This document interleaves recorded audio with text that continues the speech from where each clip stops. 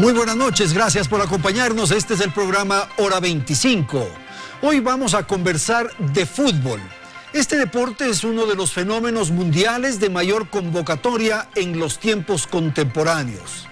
Muchedumbres que se movilizan, fortunas que se disputan y pueblos apasionados es el símbolo del fútbol, de este deporte. Ayer el nuevo director técnico de la selección ecuatoriana de fútbol justamente hizo pública la lista de los jugadores convocados para que defiendan los colores de Ecuador. El Mundial de Qatar será el 2022. Las eliminatorias entonces empiezan esta semana con partidos sin duda muy difíciles. Uno contra Argentina y otro contra Uruguay. La primera fase del Campeonato Nacional de Fútbol ha terminado con la Liga Deportiva Universitaria como primer finalista. Los juegos por la Copa Libertadores de América se están disputando con altos y bajos para los cuadros nacionales. Todo esto ocurre en medio de la pandemia con los estadios vacíos. Asistimos entonces a un momento inédito de la práctica del deporte más popular del planeta. Vamos a hablar entonces en torno a lo que ocurre con el fútbol ecuatoriano y con la participación de nuestra selección.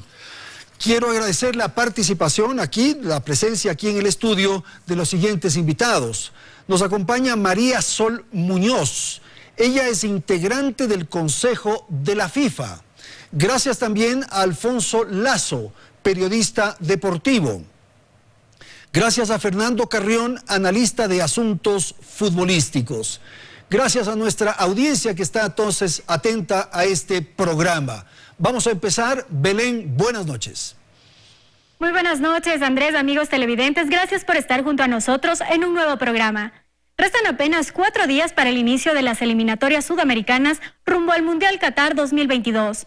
Los ánimos se encienden y el país tiene expectativa de lo que ocurrirá con la selección ecuatoriana, que juega su primer partido el 8 de octubre frente a Argentina en Buenos Aires. Pero antes de iniciar el diálogo con nuestros invitados, revisemos algunos datos de la selección de fútbol del Ecuador. Esta será la 16ª participación de la Tri en unas eliminatorias mundialistas. El balance dice que de 143 partidos disputados, la selección ecuatoriana ha ganado 47 y ha perdido 63, lo que significa un 40,5% de efectividad. En este contexto, revisemos algunos partidos históricos. En 1960, la Tri jugó por primera vez un partido de eliminatorias para el Mundial Chile 1962. Fue en Guayaquil y se enfrentó coincidencialmente a la selección argentina. En ese encuentro, Ecuador cayó 3-6 ante la albiceleste. Y el último partido de eliminatorias que jugó el equipo ecuatoriano fue el 10 de octubre de 2017, también frente a Argentina, pero esta vez en Quito, en el Olímpico Atahualpa. Ese día la tricolor perdió 1-3. La selección ha participado en 3 mundiales. El primero, Corea-Japón 2002, el segundo, Alemania 2006 y el tercero, Brasil 2014. En todos ellos, el equipo estuvo dirigido por técnicos colombianos, Hernán Darío Gómez, Luis Fernando Suárez y Reinaldo Rueda.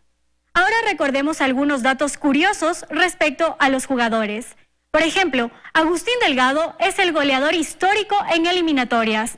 Fue uno de los más destacados en el camino a los mundiales Corea-Japón 2002 y Alemania 2006. Y si hablamos de técnicos, en cambio, la selección ecuatoriana ha tenido a lo largo de su historia 37 directores técnicos, la mayoría de ellos ecuatorianos. Y en segundo lugar, ha existido preferencia por contratar a técnicos argentinos. Precisamente el técnico actual, Gustavo Alfaro, es de esa nacionalidad. Él es un exjugador y también se ha desempeñado como comentarista deportivo. Ahora, ¿qué le espera a la selección en estas eliminatorias? ¿Cuáles son las figuras del equipo y qué se requiere para alcanzar una 4ª clasificación a un mundial? Vamos contigo, Andrés, y con nuestros invitados. Empezamos entonces, gracias Belén. Voy a dar la palabra a Alfonso para iniciar una primera revisión de lo que ocurre alrededor de la participación de nuestra selección. Y quizás un tema que llama la atención, Alfonso, es que recién se ha convocado ayer comenzó a circular la noticia, ahora están ya concentrados los jugadores. y tendrán para entrenar 3 o 4 días. Buenas noches. Gracias, Andrés, Sol, Fernando, amigas, amigos. Pero esto es común, esto no tiene que ver ni siquiera con la pandemia. Cada vez que vamos a jugar eliminatorias, este es el tiempo que la FIFA le entrega a cada una de las selecciones. Mira que los campeonatos en Europa, bueno, y también en nuestro continente, se están jugando el fin de semana. Entonces recién los jugadores quedan libres o el viernes o el sábado, el domingo, según la competencia. Entonces, pero esto jugadores que de alguna manera están familiarizados con el entrenador, con la selección. Esa es otra cosa, pero digamos que ahí nosotros tenemos un problema. Pero no solo esto, yo creo que nuestro problema viene de nuestros últimos 2 malos resultados, las últimas eliminatorias donde quedamos fuera y lo mal que nos fue en la última Copa América, que además supuso el cambio de director técnico. A partir de ahí, la demora en la contratación del siguiente director técnico, varios partidos amistosos con un técnico encargado, que fue Jorge Célico. Y cuando este año ya parecía que comenzábamos y se había presentado porque se lo contrató a Jordi Cruyff, bueno, él firmó, se fue unas semanas porque el campeonato no comenzaba y después ya no pudo volver más por la pandemia. Y después la historia ya es conocida. Entonces, yo creo que eso pesa mucho en esta eliminatoria. ¿Sí? Pero mañana en el entrenamiento, Alfonso, es probable que ni siquiera físicamente los conozca el profesor Alfaro. No creo porque seguramente esto ya no es nuevo, no solo pasa acá. Alfaro tiene muchos años dirigiendo equipos de fútbol, tiene un cuerpo técnico importante alrededor. Ahora todo lo recibimos por celular, en las tabletas, todo está grabado, uno puede ver partido a partido. Lo que hacía el anterior cuerpo técnico, con Cruyff a la cabeza, también fue eso, reclutar gente, ver partidos. Incluso uno decía que es hasta mejor quedarse en la casa y poder ver todos los partidos uno tras otro que ir al estadio, ver uno y después tener que llegar atrasado al segundo o verlo en repetición. Es decir, la presencia ahora en el estadio ya no es tan importante como nosotros la veíamos. ¿Por qué no está en el estadio? Sí, pero mejor está a lo mejor viendo los 3 partidos como si estuviera en una tripleta de las antiguas. Okay. ¿No? Fernando, ¿cómo puede un entrenador hacerse cargo de un equipo así? La víspera prácticamente de jugar. Sí llama la atención, más aún que los jugadores le entiendan al entrenador. No, sí, yo veo eso muy complicado. Bueno, lo que nos relata ahora Alfonso es clarísimo. Desde que terminamos las eliminatorias pasadas, que fueron con 2 entrenadores, de ahí hemos tenido 2 adicionales. Y ahora, pues en el cara a cara va a estar por primera vez Alfaro Moreno con sus convocados. Gustavo Alfaro. Sí. Sí, me confundí de futbolista. Ya, pero en todo caso, él estará familiarizado de los jugadores. Yo creo que aquí viene una cosa adicional, y es que, por ejemplo, en el Uruguay, nosotros tenemos a Tavares 12 años en la selección. ¿Qué significa eso? Que todos los futbolistas tienen una memoria táctica, porque entra uno, sale otro, salen 3, entran 3, etc. En el caso del Ecuador, la memoria táctica no existe. No sabemos siquiera cómo va a jugar en este mundial. Algo se conoce respecto de su trayectoria, obviamente, por lo que dice Alfonso también, porque hoy día con los medios de comunicación que tenemos, pues todo se conoce. Pero en esa relación yo veo que falta mucho. Yo le veo, encontrándose con los jugadores prácticamente a la entrada a la cancha, 3 días, porque ni siquiera van a estar todos completos como corresponden a este tipo. Ni siquiera 3 días, 3 días, digamos, porque muchos uno de esos días va a ser para desplazarse. Sol, se hizo durante mucho tiempo una presencia de entrenadores colombianos, se generó, digamos, una escuela, una cultura de juego colombiano, y ahora se presenta esto con el profesor Alfaro. ¿Qué es lo que puede ocurrir? Buenas noches. Buenas noches, Andrés y Alfonso y Fernando. Un gusto estar acá con ustedes. Y bueno, sí, como vimos en el resumen al inicio del programa, efectivamente los técnicos que nos llevaron a nuestras clasificaciones mundialistas fueron colombianos, pero ahora nos hemos ido hacia el lado argentino. Tenemos mucha expectativa, por supuesto, y con todo lo que nos han dicho ya de este poquísimo tiempo que hay para conocerse y tener un planteamiento estratégico, una formación, una alineación definida, pues la expectativa es grande. ¿Qué puede suceder? Las opciones son muy amplias, variadas, porque nos puede ir muy bien. Es la esperanza que tenemos, por supuesto, como hinchas ecuatorianos. Yo creo que hay que darle un voto de confianza al técnico, porque él ha estado revisando los partidos, los jugadores, y si ha hecho la convocatoria de la manera que la ha hecho, seguramente es porque él cree que esos son los elementos que deben estar en la selección. ¿Y es posible que los jugadores ecuatorianos tengan una especie también de memoria argentina? O sea, hay mucha influencia argentina en el país. De hecho, hay muchos colegas futbolistas, digo, entrenadores también, de modo que sí puede haber algo de eso, quizás. Podría ser, sí, ¿no? Podría ser que haya algo, sí, en verdad hay muchos futbolistas argentinos de acá y técnicos que han venido acá también de Argentina, así que podría ser que sí. Hay un comportamiento sí. alrededor de eso. Quisiera, Alfonso, un comentario respecto a un tema que es motivo de debate permanentemente, y es la altura.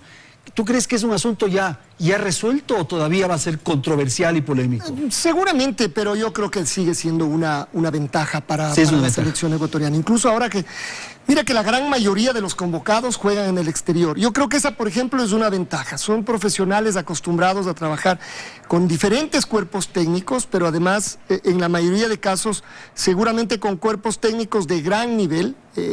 Entonces son profesionales que se han acostumbrado a hacer cambios tácticos, por eso yo creo que en cambio esa puede ser no una desventaja tan grande. Pero después, el tema de la altura, claro, aquí se ha dicho, pero eso funcionaba antes funciona cuando los equipos entrenan en Quito. Es cierto, desde el punto de vista físico ya no hay la misma ventaja, pero desde el punto de vista mental es absoluta. Cada vez que viene un equipo brasileño, argentino, uruguayo y paraguayo sobre todo, pero es se bloquean, ¿no? No importa qué, es decir, es como que cambiaran inesperadamente, ¿no? Y eso que aquí también han venido equipos con directores técnicos que no hablan de este tema y que logran que sus jugadores saquen lo mejor de su juego. Seguramente que no van a estar al 100% desde el punto de vista físico, pero tampoco se van a tirar a la mitad. Y creo que esa sí es una ventaja para nuestros futbolistas, porque el futbolista ecuatoriano, no importa que no haya hecho su carrera en equipos de altura, no importa que haya hecho su carrera, por ejemplo, en los equipos del astillero, está acostumbrado permanentemente, sabe cómo tiene que correr, sabe cómo tiene que jugar. Entonces, yo sí creo que sigue habiendo una gran diferencia. El ideal sería que nuestra selección pueda entrenar 21 días antes de cada partido en Quito y que lleguen 100%, pero como eso no existe, esta es la realidad en la que hemos venido jugando en los últimos años. Entonces uno dirá, ¿y qué pasó en la última eliminatoria? Yo creo que ahí pasaron otras cosas que me parece que son importantes anotar, Andrés. Vamos a eso un ratito después, ¿no es cierto? Sí, claro. Altura. No, la altura juega, yo creo que eso es un hecho, tan es así que la propia FIFA ha estado pensando, y la Conmebol más bien dicho, ha estado pensando en cambiar la altura máxima en la cual se podría jugar. O sea, poner un límite para que... Sí, exactamente. Ahora, en este caso de la pandemia... Sí, porque perdón, ese binacional jugó en un lugar altísimo, casi 4.000 metros. El primer partido nada más. Y le pegó 5-0. No, el primer partido jugó ahí y le ganó a Sao Paulo.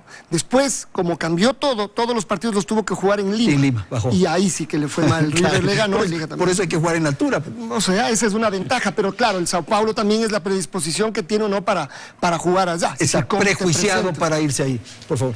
Es exactamente eso. Cambiaron la sede de la frontera con Bolivia hacia Lima, principalmente por el tema de la pandemia. Y yo creo que ese es un factor adicional que va a pasar ahora. ¿Y por qué digo esto? Porque antes los equipos podían venir principalmente a Guayaquil, se estaban uno o dos días antes y venían a Quito. Ahora prácticamente van a tener que venir a Quito por razones de la pandemia. Y una cosa con la pregunta que le hacías a Sol, en el caso de los entrenadores colombianos, que me parece muy interesante. Yo creo que hubo una época que fue un poquito antes de esta época luminosa del fútbol ecuatoriano, cuando clasifica, donde hubo un presidente de la federación, que es Carlos Cuellar, que trajo primero a Dusan Drašković, y Dusan Drašković vino con todas las tesis europeas del fútbol en la parte física y se dio la vuelta por todo el Ecuador buscando jugadores. Y los jugadores que se adaptaban más a esa situación eran los afrodescendientes. Ese fue un cambio notable en el fútbol ecuatoriano. Y lo segundo es cuando llega Pacho Maturana. Y él llega con una frase que a mí me parece que es genial. Se juega como se vive. En otras palabras, no se puede jugar al argentino, no se puede jugar al colombiano, sino que se debe jugar como se vive. Como se vive. Y me parece que eso es lo que habría que hacer con esta convocatoria que se acaba de hacer, y que creo que hay un dato que es muy interesante. Estuve viendo información respecto de la edad promedio de los jugadores. Cuando convocó Quintero eran 27-2 años. Este está con 27-3. En otras palabras, 2 años más joven.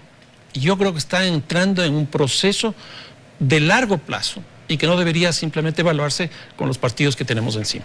Ya, Sol, el tema de la altura, ¿cuál es un poco la posición de liderazgo mundial del fútbol? ¿Qué ocurre en la FIFA o en la Conmebol? Lo que pasa es que es un tema muy difícil de regular porque finalmente tienes derecho a jugar en donde tú vives. Claro. Y tienes la ventaja de establecer la sede que a ti te parezca. Así como hay países, por ejemplo Colombia, que pone su sede Barranquilla, que es una ciudad que con el calor que trae, la humedad que hay en el ambiente, también les afecta a los jugadores. Pero esa es una ventaja que ellos pueden usarla porque está en su territorio, están plenamente capacitados a utilizar esa sede. Y sí, son ventajas que la geografía te puede dar y que es muy difícil, creo yo, que realmente se pueda regular, que te prohíban jugar en determinada sede y que te digan en tal país solo tal y tal ciudad podrían estar, porque no sería justo primero con el país y es algo que... ¿Es un tema, Sol, que a esta hora ya está terminado o siempre es recurrente de debate, de discusión al interior? La verdad, yo no he visto este debate. Ya no han vuelto a hablar. No. Sol, hay un tema que me da más como curiosidad y por eso lo pregunto. En los partidos de la Copa Libertadores de América que vimos, no se interrumpe el partido en la mitad de los 45 minutos. En los partidos locales, nacionales del Campeonato de Fútbol de Ecuador, sí se suspende un minuto para hidratarse. La pausa de hidratación. Sí, ¿cómo así? ¿Por qué la legislación no es universal en esto? La verdad, supongo que es un tema del cansancio que traen los jugadores por la serie de partidos en campeonato que se juegan mucho más seguido que los de Copa Libertadores. Entonces, y hay esta adición de los 5 cambios que permite también que los jugadores se refresquen, no tengan el mismo trajín, la misma exigencia física, porque saben que puede haber más cambios y pueden estar más descansados. Pero ¿esto significa que cada asociación es libre de establecer un mecanismo para jugar o para definir una forma de... Se definió esa posibilidad y la han adoptado. La han adoptado. Y eso está bien, o sea, ¿no es cuestionado por la Conmebol? No. No, ok. Alfonso, por favor, lo que ibas a decir tú, sin perjuicio de comentar lo que escuchamos. Tú ibas a hablar de lo que ocurrió en las eliminatorias anteriores. Bueno, lo que decíamos es que uno de los temas más importantes, yo creo que en eso todavía seguimos trabajando, es ver cómo están nuestros futbolistas en el extranjero. O sea, la mayor cantidad de jugadores otra vez están afuera. La pregunta es, ¿están jugando todos? ¿Y eso es para bien o para mal? Porque eso también es... Lo que pasa es que si estuvieran jugando sería necesariamente para bien. En Argentina, la gran mayoría están afuera. Incluso normalmente del campeonato local los agarran a 2 o a 3. Pero en nuestro caso nosotros no tenemos un universo tan grande de jugadores. Pero la mayoría de los futbolistas que se han ido de acá, se han ido porque eran los mejores en su momento, en sus puestos, en sus equipos, y se los vende. Pero cuando van, por ejemplo, a México, que ese es seguramente el mercado más importante, no todos juegan, no todos están siendo figuras. En algún momento, cuando comenzamos la eliminatoria pasada, sí, eran figuras. Es decir, cuando Antonio Valencia, cuando Felipe Caicedo, cuando Ener Valencia, y podemos hacer una fila de jugadores, estaban en su mejor nivel. Después, por ejemplo, Antonio se lesionó y dejó de jugar. Y la selección en el segundo año empezó a caer. Lo que me preocupa, Alfonso, es que esos jugadores que están en el exterior están jugando con un chip, ¿no es cierto?, con una norma de juego. Por ejemplo, el caso de Antonio Valencia, que tú mencionabas en el pasado, ¿verdad? Tenía un tipo de juego británico, europeo y tal. De pronto, a las 24 horas tiene que jugar como vivimos, para decirlo de Fernando. Pero siempre ha sido así. Sí, pero cambiar eso creo que no es la tan única fácil. diferencia, bueno, pero otra vez, pero siempre ha sido así. La única diferencia es que está comenzando un nuevo proceso y eso sí es cierto. Eso sí. No sabemos todavía qué quiere Gustavo Alfaro. A lo mejor habló con varios por teléfono, hizo conferencias con algunos de ellos, a otros los va a conocer. Todavía no está claro, pero yo vuelvo a decir, estos no son chicos sub-20, no tienen 18 años y entonces el entrenador les tiene que parar el entrenamiento a la mitad y decirles voy a explicar cómo funciona la línea de 4. No, estos muchachos, estos profesionales más bien, saben exactamente cómo jugar y ahora vamos a adoptar una línea de 3 y los 2 carrileros y ellos saben de qué se trata, no en la selección. Sí, pero tienen la memoria de lo que estaban jugando en sus equipos. Pero eso les pasó siempre. Y de pronto los ponen aquí. Andrés, eso les pasó siempre, con otros entrenadores también, solo que se decía, ya venían jugando. Y voy a dar un ejemplo más. El Bolillo, porque se dice, Gustavo Alfaro no les conoce. El Bolillo Gómez les conocía de memoria. Demasiado. Y le fue pésimo. Sí. Entonces, es como, ¿qué mismo nos asegura? Bueno, pero hay que ser justo, Conocerles tampoco es que mucho le fue poco. pésimo al Bolillo. Bueno, no, en la Copa América le fue en la muy Copa América, mal. sí, No, claro. me refiero a esto Sí, último. sí. Pero a él le No, traíamos... en la última, sí. Es que a él le traíamos porque nos conocía. Sí, claro. Así como ahora viene Gustavo Alfaro que no nos conoce. Entonces nos ponemos nerviosos porque no nos conoce. Cuando trajimos al que sí nos conocía, terminamos nerviosos porque nos fue muy mal y queríamos que se vaya. Ok, tengo que ir a una pausa, vamos a ir a la publicidad y volvemos en un instante y seguimos aquí en Hora 25.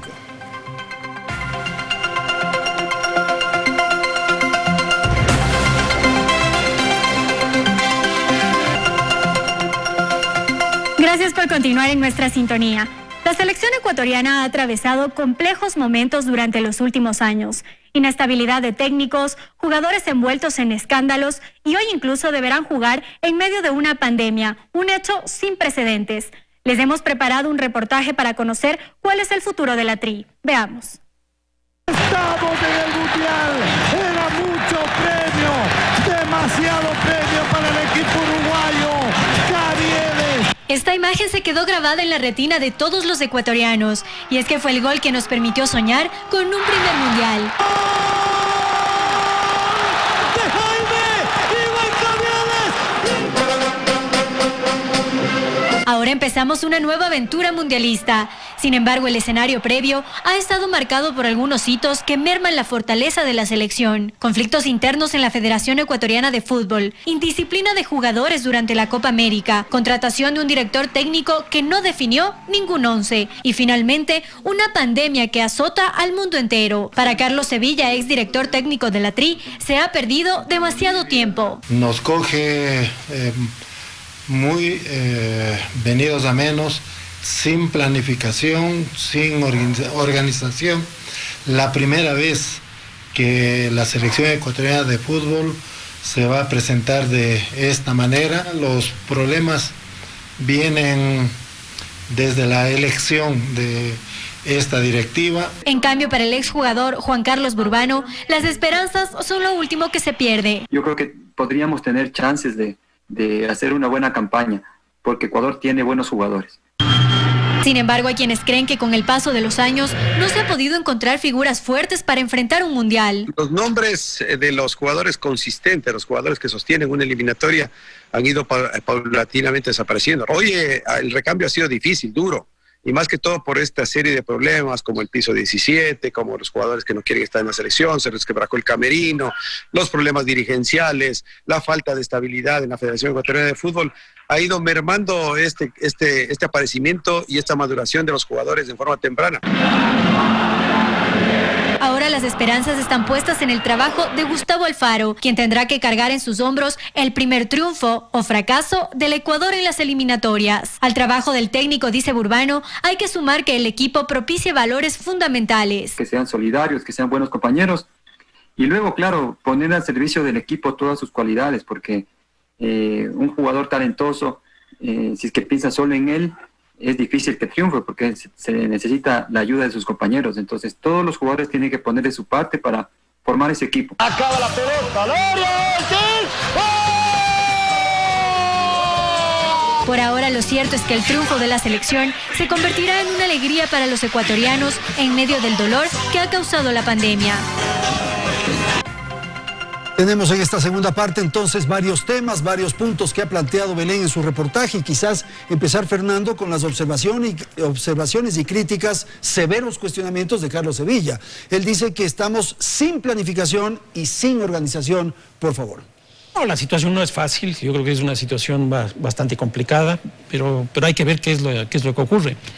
Esto que decíamos hace un rato, la cantidad de entrenadores que hemos tenido desde que se terminaron las eliminatorias pasadas de acá, la crisis dirigencial, que aquí me gustaría señalar que estamos viviendo una situación absolutamente inédita en el fútbol ecuatoriano. Tenemos por primera vez una administración bicéfala. En el siguiente sentido, por un lado está la Federación Ecuatoriana de Fútbol, que se dedica básicamente a la selección, al fútbol femenino y al fútbol amateur, y por otro lado tenemos Gol TV. Pero dentro de Gol TV tenemos un actor también muy fuerte. La Liga Pro. La Liga Pro. Tenemos un actor muy fuerte que es la cable operadora, que incluso define el número de jugadores extranjeros que tiene que haber, define los horarios, etcétera, etcétera. Y entonces todavía no sabemos muy bien cómo manejar esta situación bicéfala. Y a eso hay que añadirle, creo yo, un cambio dentro de los modelos de gestión del fútbol. Pero aquí sí veo una cosa muy buena, que es el caso del Independiente. El Independiente del Valle sí está modificando de una manera impresionante los modelos de gestión en el fútbol. Pero esta situación bicéfala que tenemos, me da la impresión que estamos empezando a manejarla, porque incluso hay conflictos entre los dos presidentes. Y esto que han señalado también los entrevistados en la nota, el recambio, ¿estamos asistiendo a una transición? Bueno, es lo que yo decía, y aquí quizás unos datos. Uno era el cambio de edad, que me parece que es impresionante haber bajado 2 años. Es una locura en el fútbol. Quintero tuvo un promedio de un poco más de 27 años y esta convocatoria tiene un poquito más de 25. Ahí hay una señal. ¿Eso es bueno o malo? A mí me parece que es muy bueno porque está pensando en el largo plazo. Ya se está formando. Una segunda cosa, que esto sí es muy interesante, es la cantidad de jugadores por provincia que hay. Por ejemplo, en la convocatoria de Quintero eran de 12 provincias. En esta es solo de 8. O sea, ya no son nacional, ya no hay una representación nacional. Ya. Una segunda cosa de esto. De Pichincha hay un solo futbolista. Y Pichincha tiene más del 30% de los equipos de la Liga Pro. No hay una relación. La otra cosa, 2 provincias tienen 10 futbolistas cada uno, Guayas y Esmeraldas. De las 8 provincias, solo 3 tienen equipos profesionales. Esmeraldas no tiene, Imbabura no tiene, Sucumbíos no tiene. Y yo creo que aquí esta convocatoria debe llevarnos a reflexionar respecto de la estructura general del fútbol ecuatoriano. Ahora, pero ahí uno podría pensar, no importa dónde se nace, sino dónde se lucha, como la frase. Aquí es donde se juega. Pues. Sí, pero ¿dónde se están formando los futbolistas? Y aquí viene otro dato adicional. En la convocatoria de Quintero, el 74% de los futbolistas eran afrodescendientes. En esta es del 67%, 7% menos. ¿Qué significa eso? No tengo la menor idea. No, sí sabemos, pues no hay cómo decir. Pero creo que estos datos lo que nos deben mostrar es la estructura del fútbol. Por ejemplo, en términos migratorios, nuestros 3 lugares de localización de población afrodescendiente era Catamayo, en Loja, que mucha población de ahí salió hace mucho tiempo y se fue a Nueva Loja, de donde es Antonio Valencia. Y ahora tenemos un jugador de ahí también. Pero en el caso de Esmeraldas, la mayor cantidad de población se fue a Guayaquil, donde está la mayor cantidad de los futbolistas que tenemos. Y en el otro caso, de Imbabura, se vino a Quito. Pero aquí en Quito, en esta ocasión, hay nada más que un solo futbolista convocado para esta situación. Sol, el tema de la disciplina, del comportamiento de los jugadores, ¿cómo se mide desde la Conmebol, de la FIFA, en fin? Y esto hago referencia a un tema que también se planteó en el reportaje, que es este escándalo del piso 17. ¿Cómo descifrar desde el órgano de control, desde el órgano de vigilancia, en fin, esto que le planteo? Bueno, hay, creo yo, códigos en el fútbol que todos los técnicos y los futbolistas los conocen, y los hinchas también, por supuesto, esperamos que los respeten.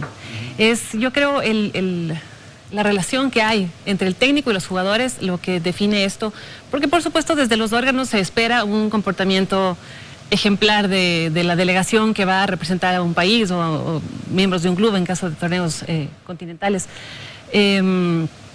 Como decía, se esperaría que sí, que estos códigos sean siempre respetados y súper claros, además, dentro de cada uno de los equipos.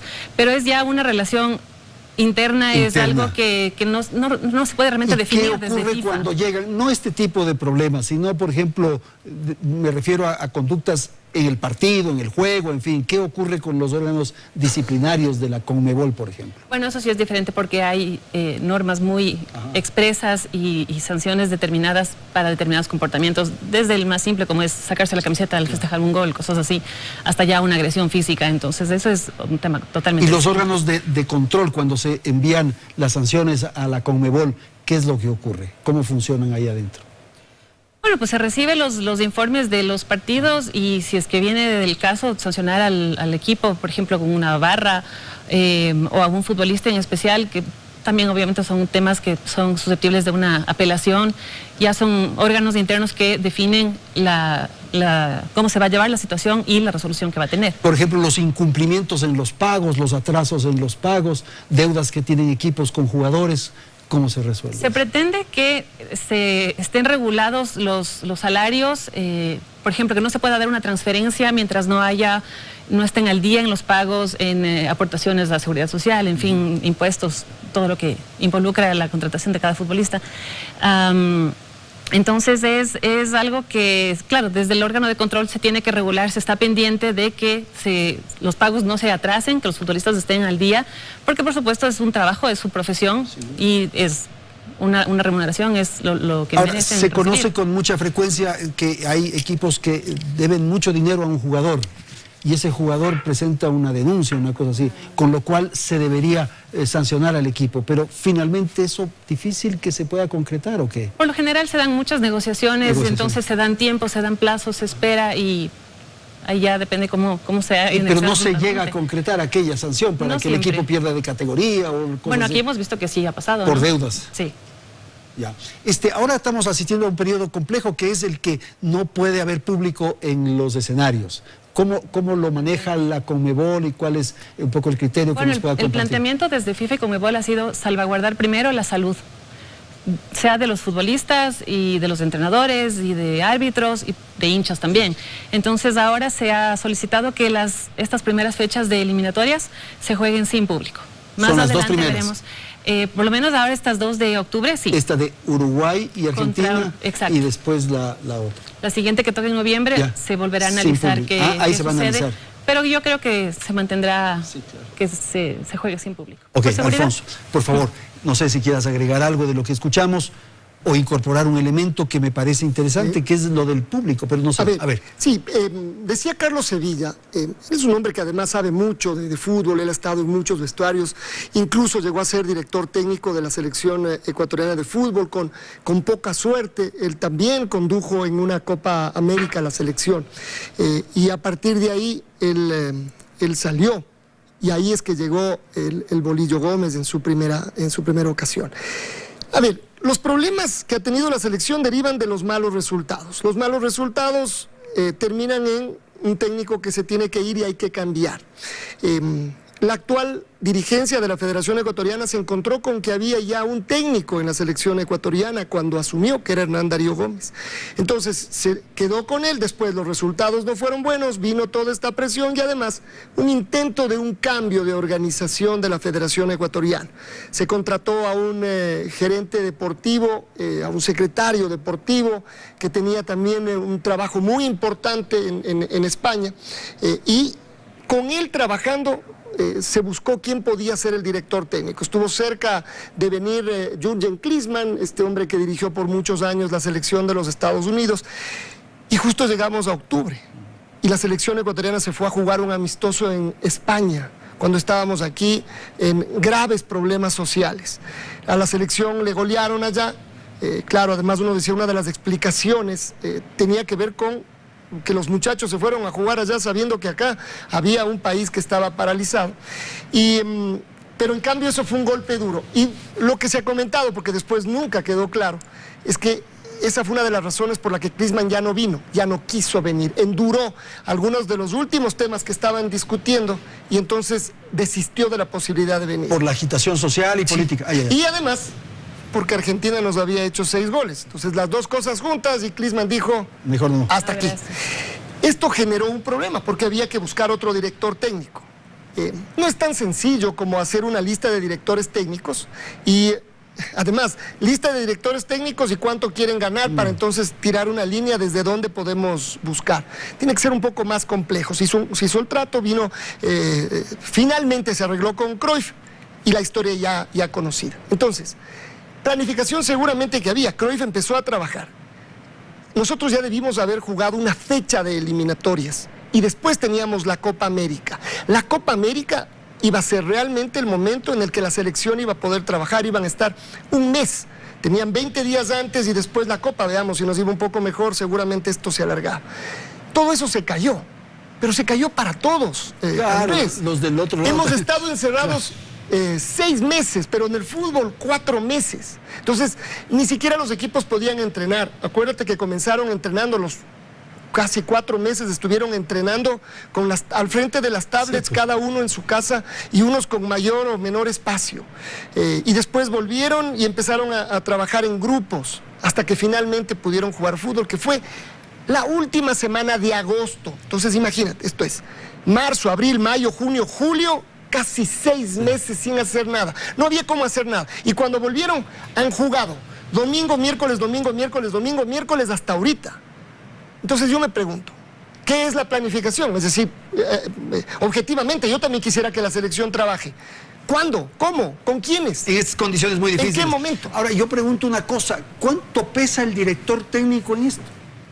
O sea, ¿por qué le ponemos tanta atención al director técnico? Bueno, si los que juegan son los jugadores. A ver, yo diría que solo comenzando con la convocatoria y hay un tema importante. Porque él es el que los escoge. Ya marca una posición. Fernando puede tener una alineación, Sol también puede tener una alineación, y también de jugadores que una vez que ve la nómina uno dice, este y este no deberían estar aquí. En cambio, no ha convocado a este y este. Si eso lo multiplicas, no sé, pues la selección debería tener 150 futbolistas, porque no nos vamos a poner de acuerdo. Además, para Gustavo Alfaro, es la primera convocatoria, no hay nada antes, no hay un partido amistoso que haya hecho y que les haya visto a algunos jugadores y que diga, me está gustando, no, a ver, le voy a hacer jugar. Estos son nuestros partidos, y claro, son los más bravos, son con Argentina y con Uruguay. Pero ellos tienen también sus propios líos, es decir, los argentinos saben que tienen que ganar, ellos no están con campeonato, están sin fútbol, lo único que han visto son estos pocos partidos de Copa Libertadores, aunque decimos que los futbolistas, la gran mayoría llegan de Europa, pero para ellos también esto empieza a ser de presión, de tienen que ganar, porque si a nosotros nos va mal en Argentina, salvo la eliminatoria pasada que comenzamos con Argentina y la empezamos ganando, pero eso en la historia no existe. Es decir, si nos va mal con Argentina, así tendría que ser. Lo difícil es para con Uruguay acá. No, para ellos, para los argentinos, si les va mal con el Ecuador. Lo que sí tiene que pasar es que, claro, necesitamos conservar nuestros puntos de local. Entonces uno dice, tienen que pasar estos 2 primeros partidos, incluso para que Gustavo Alfaro vea el comportamiento adentro de la cancha, en la concentración, los jugadores, y seguir viendo futbolistas. Creo que ese es el otro tema, y el último, de la convocatoria. El error sí creo que fue demorar demasiado la convocatoria. Creo que esto ya debió haber sido anunciado el miércoles entre semana. No creo que iba a pasar nada en 4 días. Y si hubiera habido algún jugador lesionado, pues se lo cambiaba. Pero lo que sí generó estos últimos días, porque además hubo filtraciones, en unos casos filtraciones sí de la lista que era, en otros no, pero no importa porque esto genera especulación. Y una disputa peor que clásico, ¿no? Es decir, que a este no le tienen que convocar, que a este otro sí, que por qué no le llama a este, claro, es que este está... Además, una suerte de historias que hay alrededor del fútbol y que todos sabemos que hay detrás, ¿no? Es que yo sí sé lo que hay detrás, por eso no le convocan a este, o al revés, yo sí sé lo que hay detrás, por eso le convocan a este.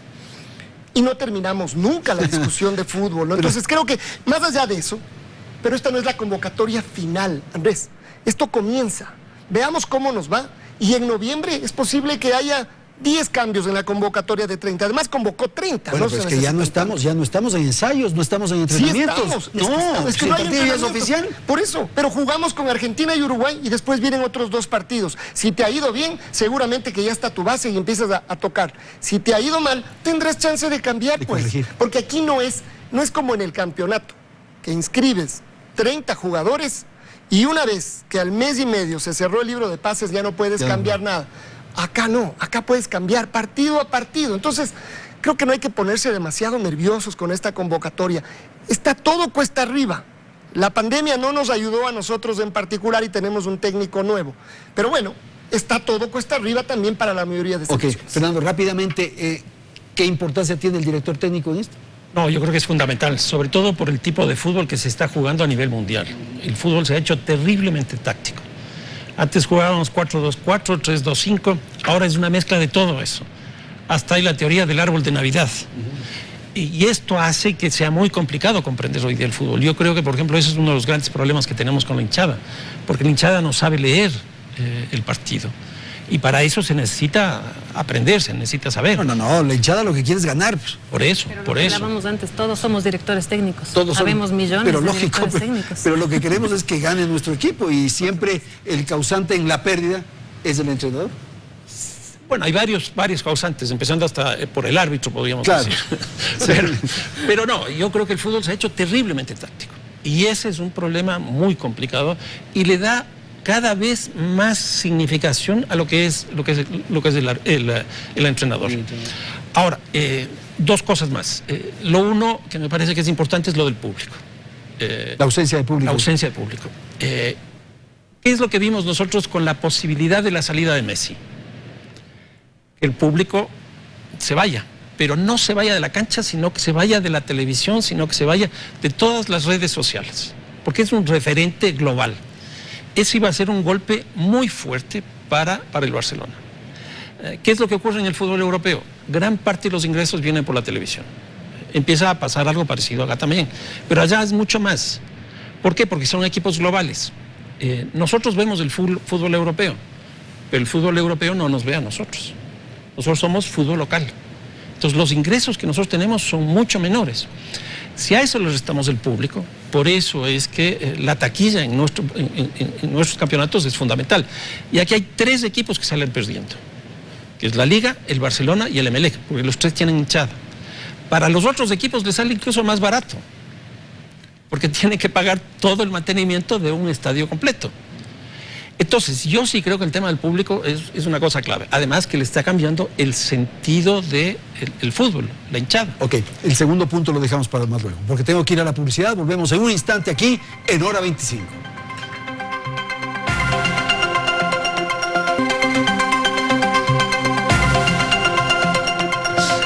Bien, vamos a ir al tercer segmento del programa. Hay expectativa por los partidos que se van a jugar entonces la próxima semana con Argentina y con Uruguay. ¿Qué ocurre con lo que decía Fernando hace un momento respecto a la presencia de la televisión y de las transmisiones? ¿Es un tema que se discute, que se preocupa la Conmebol, la FIFA? ¿Qué está pasando ahí?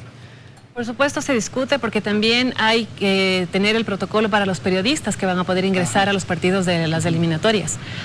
Tengo entendido que los que tienen derechos, por supuesto, van a ingresar, pero radios que normalmente ingresaban no lo van a poder hacer, solamente de igual forma. Los que tienen derechos ingresan, los demás no. Ahora va a ser muchísimo más restringido y claro, esto también corta el acceso a muchísima gente que no podrá seguir sino por radio los partidos.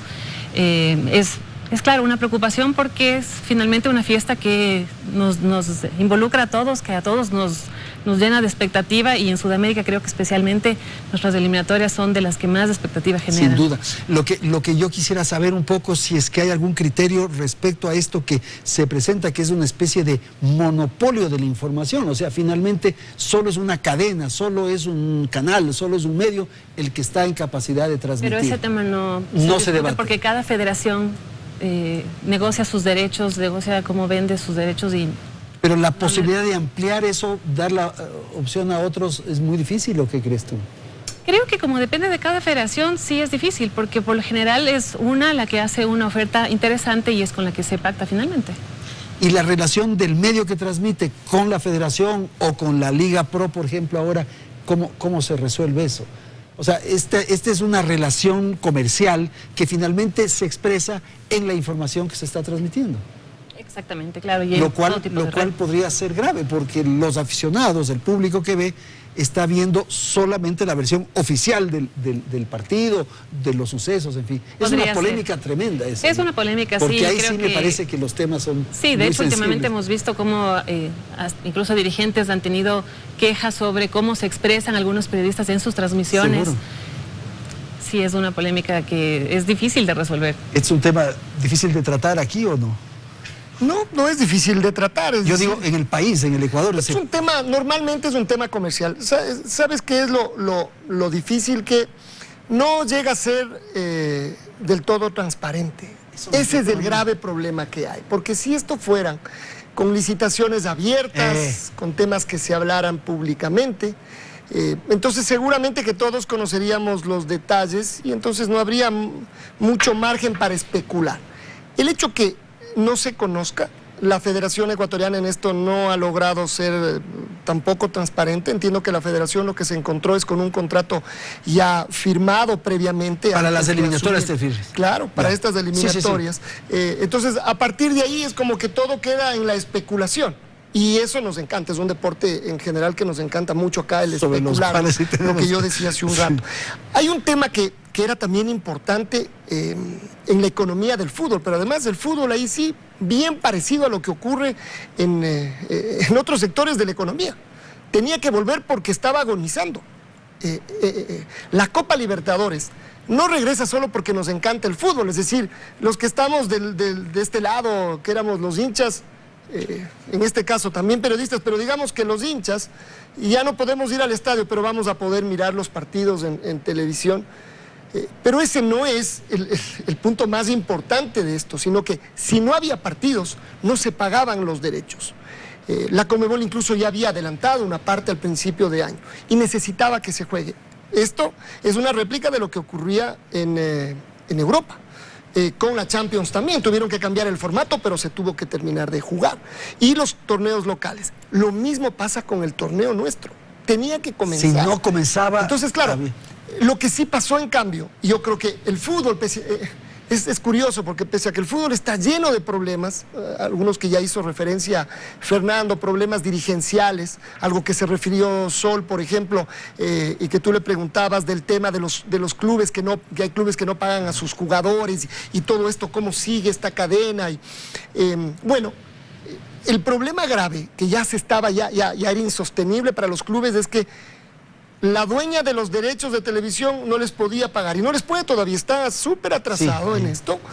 Y entonces los clubes no pueden pagar a sus jugadores y cada vez se va subiendo esto, ¿no? Hay clubes que han logrado ir un poco calmando las aguas, pero hay otros que ya no dan más. Hay clubes que han tenido que deshacerse de algunos jugadores, hay clubes que ya empiezan a dejar de entrenar, que entrenan menos días. Es decir, la crisis en el fútbol es notable. Pero dentro de todo esto, en cambio es curioso que el fútbol, y con todas sus limitaciones, logró hacer una suerte de protocolo, además un protocolo que iba más allá de la clase dirigencial, sino de los departamentos médicos de cada uno. Se pusieron de acuerdo para controlarse unos a otros. Un poco nos rompió todo esto el Flamengo con su visita acá, con tantos contagiados y que fue dejando una estela, porque además justo jugó con 2 equipos nuestros. Pero el fútbol ha logrado en todos estos 2 meses y un poco tener un torneo sostenible gracias a esos controles y a esos protocolos. La economía del fútbol, Fernando. A ver, está muy vinculada a la televisión. Hoy día es absolutamente vinculada. Yo diría que el FIFA Gate nace por eso. Y gran parte de los problemas que tuvo la Conmebol fue principalmente la asignación de los derechos de televisión. ¿Y por qué esto? Porque hace aproximadamente 4 años, por lo menos en el Ecuador, los derechos de la televisión los manejaba cada equipo. De pronto decide monopolizar la Federación Ecuatoriana de Fútbol, como hace la Conmebol y como hace la FIFA. Y en ese monopolio, ahí viene el problema. ¿Por qué? Porque tiene que pronunciarse los órganos respectivos y ahí aparece todo el dinero que se mueve. Hay 2 temas, sobre todo en la FIFA, el uno los derechos de televisión y otro las sedes. Ahora, vamos a la cosa económica y aquí tengo un cuadro que me gustaría mostrarlo. Aquí lo que vemos claramente es que la economía del país hasta el año 19 tiene un comportamiento bastante más bien hacia la baja. La línea verde. Y este es el comportamiento del fútbol. Tiene un ritmo de crecimiento más alto que la economía ecuatoriana, pero con un agravante. Gran parte de ese crecimiento es con deuda, que es lo que decía Sol. Yo creo que ese es uno de los grandes problemas. O sea, la economía nacional va por un lado y lo que invierten los equipos va por otro. Más alto. Y sobre la base de deuda. Y aquí ya tenemos, por ejemplo, hay un equipo ecuatoriano de los más grandes que tiene una deuda de más de 50 millones de dólares. La pasada fecha, si no me equivoco, un equipo ya le prohibieron que juegue. A otro equipo le acaban de bajar de la segunda categoría a la categoría, ya no sé ni cómo se llama. Yo creo que el problema económico del fútbol ecuatoriano se nos viene a muy corto plazo, por esto mismo que decía Alfonso. Esta crisis de la pandemia le ha golpeado muy fuertemente a la economía del fútbol. Y si además tenía esa deuda, pues yo no sé qué es lo que va a pasar en corto plazo. Ok, tenemos 2 minutos. Quiero pedirles una especie de balance de lo que puede ocurrir en esta primera fecha de las eliminatorias que estamos por inaugurar con Argentina y Uruguay. ¿Cuáles son un poco las expectativas, Sol, si eres tan amable? Yo creo, como decía Alfonso hace un momento, que la expectativa de Ecuador en Buenos Aires no es tan alta porque es un partido difícil como visitantes ante un rival muy, muy fuerte y es el primer experimento del profesor Alfaro. Entonces, obviamente queremos que nos vaya muy bien, que los convocados sean los que lo hagan de la mejor manera, pero yo creo que en la realidad es un partido difícil y no es de mayor sorpresa si es que no conseguimos una victoria. Y con Uruguay podemos tener un poco más de presión porque somos locales, pero también es un rival absolutamente fuerte, muy, muy difícil de enfrentar. Y ese es un equipo más estable de lo que decía Fernando. Por supuesto, con el técnico que lleva muchos años ahí, ellos tienen un estilo muy definido. Ok, Alfonso, expectativas. A ver, yo creo que tenemos muy buenos jugadores, los convocados, algunos que, la mayoría que están afuera, también algunos de los que convocan que están acá, creo que están pasando por un buen momento. Son, más allá de algunos más jóvenes, creo que hay una base de mucha experiencia. Entonces, tampoco es que se está improvisando, ni mucho menos. No llegó Gustavo Alfaro y escogió 30 nombres que nunca habían estado en la selección. A la ciega, no fue Eso así. No ocurrió. No. Incluso, de alguna manera, le da cierta continuidad, no tan dramática como era con Jorge Célico, que él convocó en los últimos meses del año anterior para jugar partidos amistosos a muchos jugadores jóvenes, muchos de ellos que eran sus jugadores de la sub-20. Hoy no, hoy están algunos toques porque la mayoría de chicos no están jugando. Entonces, creo que tenemos primero, muy buen material. Veremos si logra llegar Gustavo Alfaro rápidamente al alma futbolera de los futbolistas y dependemos mucho de eso. Con un detalle que yo creo que es importante decirlo y que al mismo tiempo es incierto. Vamos a jugar en la Bombonera, ¿no? Este mítico estadio argentino que... Pero sin público. Claro, pues, que tiembla, ¿no es cierto? Bueno, ahora no va a temblar. Entonces, jugar en la Bombonera va a ser como... ¿Cómo va a ser? Entonces, cuando venían acá, los uruguayos van a venir acá, ellos están acostumbrados a jugar en estadios bravos. Sí, allá van a estar sin público, pero aquí sí vamos a estar con altura, pues. Y entonces acá para ellos seguramente va a ser lo mismo desde el punto de vista de la gente, pero no desde el punto de vista. 30 segundos, Fernando, rapidito. A ver, yo creo que el gran problema que nosotros tenemos es que se está cerrando una generación de futbolistas. Los datos que daba yo de la edad muestra eso. Quedan básicamente, yo diría, 2 de la generación pasada, que es Domínguez y que es Noboa. El resto es absolutamente nuevo. Se cierra la generación y se abre una nueva etapa con un nuevo entrenador, con un esquema que todavía nosotros no sabemos. Tenemos nosotros 52 futbolistas jugando fuera, 52 futbolistas jugando fuera, cuando Colombia tiene más de 400. Y en las grandes ligas, Colombia tiene muchos y nosotros tenemos en la Liga Mexicana, que esa es nuestra demanda cautiva, llamémoslo así.